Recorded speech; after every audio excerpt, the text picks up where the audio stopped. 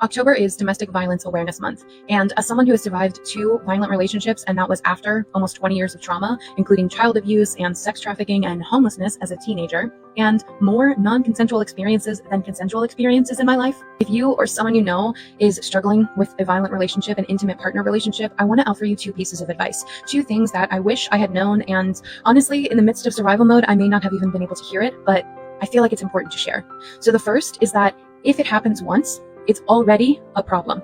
It's already a pattern. It doesn't need to happen more than once in order for it to be a pattern when it comes to violence, when it comes to intimate partner abuse. They maybe smacked the wall once or punched a wall, or maybe they broke a computer as my ex did. They got frustrated with the computer and literally smashed it to bits. And I thought, wow, they're not doing it to me. If it happens once, it's a problem. It's a pattern.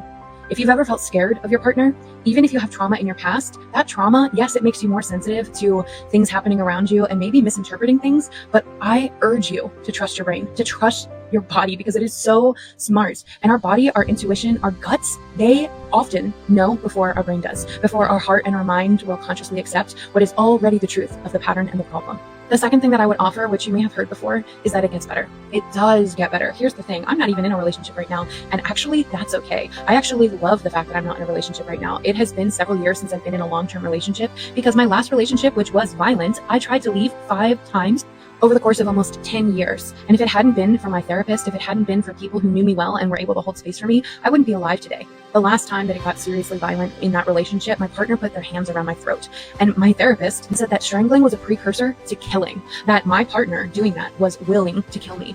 Now, the thing is, at that point in my life, I had already tried to do it myself. I already had so little value for my own existence that I couldn't have recognized it. And if it wasn't for people in my life, if it wasn't for my therapist literally reminding me that they were a medical professional and they could vouch for my experience, if it wasn't for my therapist asking me if I was scared because I was so out of touch with my feelings that I didn't even know what scared was. I lived in scared. I lived in survival mode. If it wasn't for them, I wouldn't be here, straight up.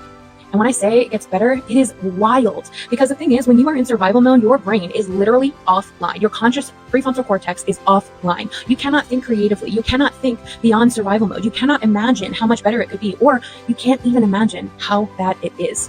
When I first got my apartment, after my best friend allowed me to stay with them for 6 months in the wilderness of West Virginia and heal after my last relationship, I got this new apartment, and it was like divine timing because it was a first floor apartment, which as someone with chronic illness, this was really important. It had a dishwasher, which is like super luxury. It had a backyard in the middle of the city, unheard of. And it was within one block of my bus that takes me to and from school.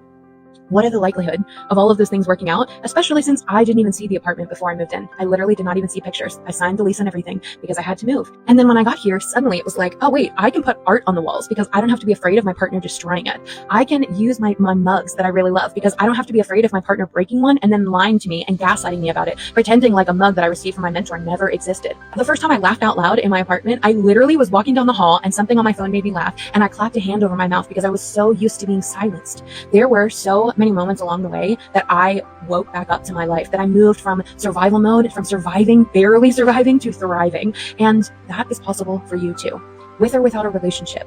The relationship with yourself is the most important thing. And you cannot nurture yourself. You cannot be the best version of yourself. You cannot be creative and thriving and enjoy all of the juiciness that is life when you are in a violent relationship. Whether that's emotionally violent, whether that is physically violent, whether that is any variety of you feeling unsafe in your body, if you feel unsafe, it is not okay. It is a pattern. It is a problem. And you deserve better. You deserve your best chance at the big, bold, brave, beautiful life that I know you are capable of.